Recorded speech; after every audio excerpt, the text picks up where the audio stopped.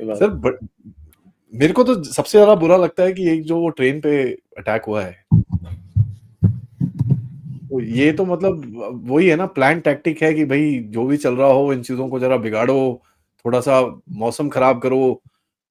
ये क्या है सर, ये क्यों होता है हमारे देश में? अब तो आप चले गए, आप तो इस्लामिक थियोलॉजी में क्यों होता है। नहीं सर, पता तो करना ही पड़ेगा ना, क्योंकि ये देखिए पहली बात इस्लामिक तो नहीं है थियोलॉजी सर। कहती है भाई you don't have a right to exist यार, सीधी सी बात है, you don't have a right to exist. केवल अल्लाह के बंदों को इस दुनिया में रहने की इजाजत है। आप लोग क्यों रह रहे हैं? आप माथे पे तिलक भी लगाते हैं, ये सब करते हैं और पता नहीं क्या क्या करते हैं, इट इज नॉट अलाउड। ये जो है ये शिर्क है, और ये डायरेक्ट आपने अल्लाह को चैलेंज किया हुआ है, तो ये कैसे माना जा सकता है? This is too bad. But Yogi साहब के हाथ में मतलब हाथ भरे हुए हैं, क्योंकि कई लोगों ने बोला कि भाई हम होने नहीं देंगे, फिर उनके बेचारों के पैर वैर टूट गए, कईयों के सॉफ्टवेयर अपडेट करने पड़े। तो आप यूपी एडमिनिस्ट्रेशन की तरफ से जिस तरह से इसको प्रिपेयर किया गया है सर, आप उसके बारे में थोड़ा बताइए, महाकुंभ के बारे में बताइए, उसके बाद थोड़ी सी और पॉलिटिक्स में घुसेंगे सर। महाकुंभ तो भाई देखिए, इस बार का जो है वो महाकुंभ वो बड़ा वाला है, यानी जी जो 12वां कुंभ जो आता है ना, कुंभ जो है वो 12 साल में एक बार आता है, और it is related to movement of Jupiter. Jupiter के मूवमेंट से जितने भी सारे कुंभ हैं वो जुपिटर के मूवमेंट से रिलेटेड है, राइट। तो जी ये जब जुपिटर टॉरस में आता है और सन का मूवमेंट जब कैप्रिकॉर्न में होता है, तब ये प्रयागराज वाला महाकुंभ होता है। ये हरिद्वार वाला जब वो जुपिटर एक्वेरियस में आता है, और एरीज में जब सन का मूवमेंट होता है तब वो हरिद्वार वाला होता है। ऐसे ही वो आपके जो दो सिंहस्थ कुंभ होते हैं वो जब मूवमेंट लियो में होता है जुपिटर का, तब होते हैं नासिक और उसके वाले, वो उसमें अलग अलग डेट्स आती हैं सन के मूवमेंट के हिसाब से।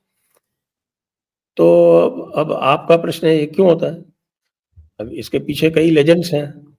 एक बड़ा लेजेंड है जो आपने सभी ने सुना होगा, और आजकल जगह जगह बात भी चल रही है उसकी कि साहब अमृत मंथन में जो अमृत हुआ और उसके ऊपर झगड़ा हुआ, फिर इंद्र के पुत्र जयंत थे उसको लेके भागे, और 12 साल तक भागते रहे, 12 दिन तक भागते रहे, बहुत दिन 12 दिन तक भागते रहे, और देवताओं का एक दिन जो है वो 1 वर्ष होता है, तो वो 12 दिन जो है वो 12 वर्ष हुए।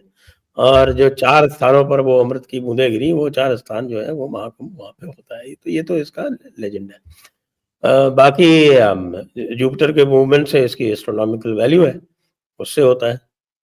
तो ये तो महाकुंभ का जो आप कह सकते हैं कि जो हिस्टोरिकल या जो उसका स्पिरिचुअल सिग्निफिकेंस है वो है।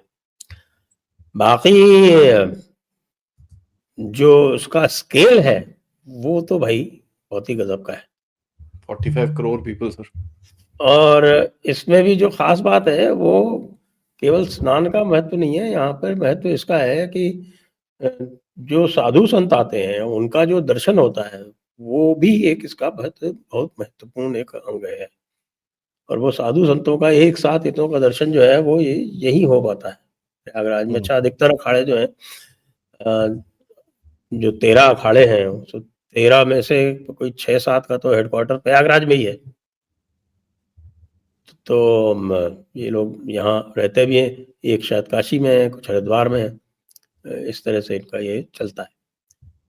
तो ये मोटी मोटी बात तो ये है। अब इसमें कुछ आपको महीन बातें चाहिए तो आप कृपया प्रश्न पूछें।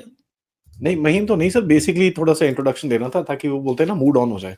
बट अब चलते हैं थोड़ी सी बोलते हैं कि क्या सियासत जो बोलते हैं हमारे नामुमालिक जो है। सर मेरे को ये बताइए, हमारे वक्फ के भाई लोगों को कोई और टाइम नहीं मिला क्या इस महाकुंभ के बीच में भी बोलते हैं भैया ये वक्फ का ये हमारा है? देखिए ये तो उनको कहना भी चाहिए। मुझे लगता है कि वो नहीं कह रहे हैं ये गलत बात है, क्योंकि उनकी बड़ी किताब में लिखा हुआ है कि आपका इनकी जो 7वीं सूरत है, सूरत अल आरा शायद नाम है उसका, अल अराफ, सूरत अल अराफ का 128वीं जो आयत है वो ये कहती है कि भाई मूसा ने अपनी कौम से कहा कि भाइयों खुदा से मदद मांगो और सब्र करो, सारी जमीन तो खुदा की ही है और वह अपने बंदों में जिसको चाहे उसका वारिस व मालिक बनाए। तो हुजूर, सारी जमीन खुदा की है और उसके बंदों में ही जा सकती है, ये समझिए आप। ये बेसिस है वक्फ का और ये बेसिस है इनकी क्लेम्स का। अल्टीमेटली ये है कि साहब ये सब हमारा है, हम इसके ऊपर कब्जा करेंगे।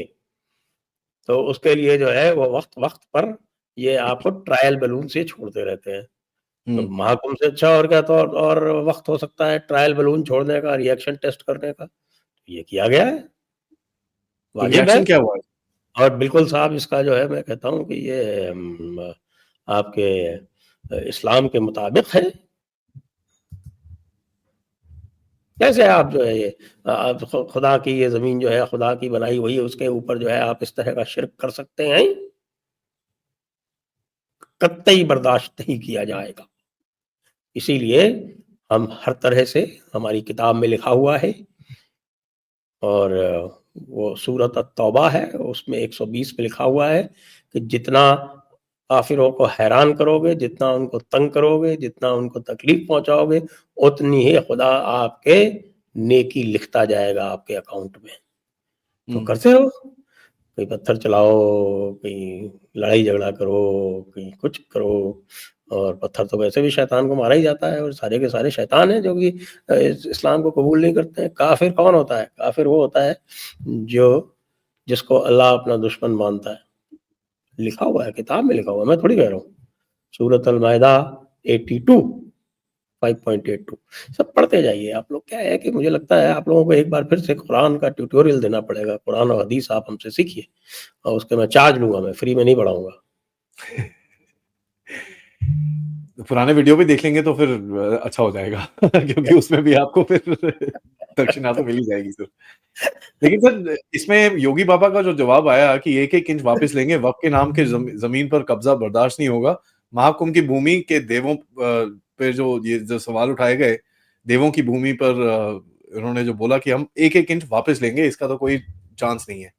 तो इससे कुछ डेटरेंस मिलता है सर इनको कि ये सिर्फ़ अभी मतलब उन्होंने बोल दिया तो आपने भी बोल दिया और कुछ हुआ नहीं आगे? अरे नहीं भाई, योगी जी ऐसे काम करते नहीं ना। ये योगी जी पूरा काम करते हैं। योगी जी में हुँ, और बाकी लोगों में ये फर्क है। वो पूरा काम करते हैं। उन्हें देखिए कि जो वक्फ एक्ट है, वक्फ एक्ट के सेक्शन 109 में रूल मेकिंग पावर्स, और रूल मेकिंग पावर्स जो है वो बड़ी वाइड है। हुँ, बाकी भाई लोग जो है वो हल्ला गुल्ला करते रहते हैं और जो काम जो है वो बिना आप उसको लेजिस्लेशन में चेंज किए हुए कर सकते हो, वो करते नहीं है।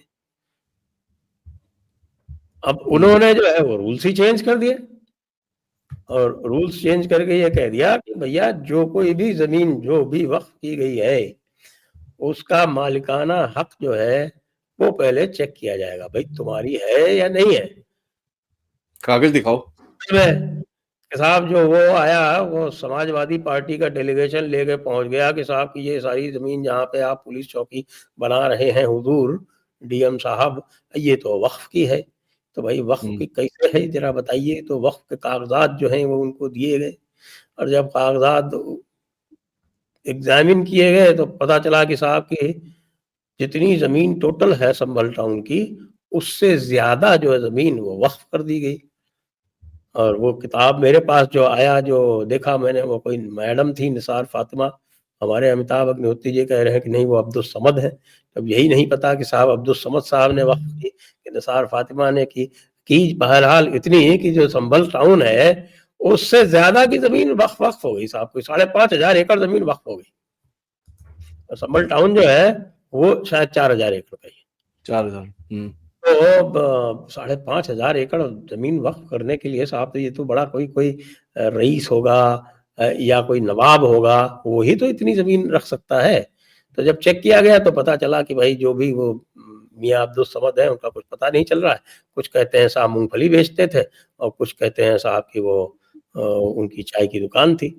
हो सकता है वैसे उनका जो पुश्तैनी पेशा सभी का ज़्यादातर है, वो पंचर बनाने वाला, वो रहा हो। लेकिन पता कुछ भी नहीं चला। तो ये जो फर्जीवाड़े हो रहे हैं वक़्फ़ के नाम पर, वो उसको आप ये मानिए कि जो दीनदार हैं, यानी जो दीन को फॉलो करते हैं, उनके लिए ये सब वाजिब है। ये वाजिब इसलिए है, काफिरों की जमीन लूटना ये वाजिब है।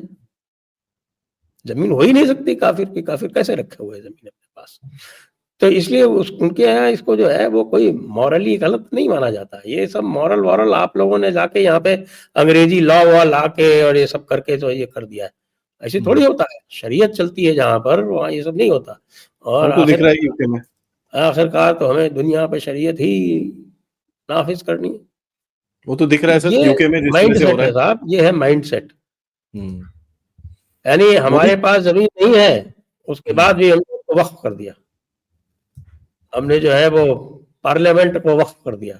नहीं है हमारे पास, नहीं। आप कह सकते हैं नहीं है, लेकिन किताब में लिखा हुआ है कि सारी जमीन खुदा के बंदों की है। तो उस हिसाब से हम वक्फ करते रहते हैं। उसके बाद फिर आप, क्योंकि आपने ऐसा कानून बना रखा है कि एक बार वक्फ कर दिया तो वो हमेशा के लिए वक्फ हो गया। उसके बाद फिर जिसकी जमीन वक्फ की गई है वो लड़ता है, हमें क्या करना है, हमारे पास तो आ ही गई। इसको जो है योगी जी ने अपना जो वक्फ के रूल्स हैं, यूपी वक्फ रूल्स, उसमें कर दी तब्दीली। और उसमें तब्दीली करके उन्होंने ये कंपलसरी कर दिया कि सारी वक्फ की जमीन की जांच होगी। उसमें ये देखा जाएगा कि जो भी जमीन वक्फ की गई है, यानी दान में दी गई है, वो उनकी थी भी या नहीं थी। अब इसी चक्कर में आपको ध्यान होगा कि हमारे हजरत ओवैसी साहब जो थे वो एक दिन उठे थे और उन्होंने कहा था कि भाई हम कागज कहाँ से लाएंगे, हमारे यहाँ कोई 1,15,000 जमीनें हैं वक्फ की, और उसमें से 1,12,000 के कागज नहीं है। उसके बाद आइडिया आ गया योगी जी को कि कागज तो इनके पास है ही नहीं, चलो नियम में बदलाव कर दिया। और वो कह रहे हैं कि 1369 फसली, ये आपके मुगलों वुगलों के जमाने में इसमें ये कैलेंडर यूज किया जाता था, फसली कैलेंडर, जिसमें आप 490 साल अगर आप जोड़ेंगे तो आपको ग्रेगोरियन कैलेंडर मिल जाएगा। तो 1369 फसली प्लस 490 कितना हुआ, 1859। 1859। हाँ। तो साहब आप तो अभी की बात कर रहे थे, योगी जी ने उसकी सुई घुमा के 1859 से जांच करनी शुरू शुरू शुरू करवा दी। तो इसलिए योगी जी हवा में बात नहीं करते, योगी जी काम करते पक्का। और योगी जी आप देखें कि जितने भी आप पीछे देखेंगे ना, वो सारे काम उन्होंने, जब कहते हैं कि साहब कि कानून में नहीं है तो वो कानून बना देते। कानून के बाहर चल रहा है तो वो कानून में बदलाव कर देते। यहाँ भी उन्होंने यही किया है, उन्होंने वक्फ रूल्स में बदलाव कर दिया है। और वक्फ रूल्स में बदलाव के बाद में, अच्छा ये काम सारे लोग कर सकते हैं और दिमाग में नहीं आ रहा ये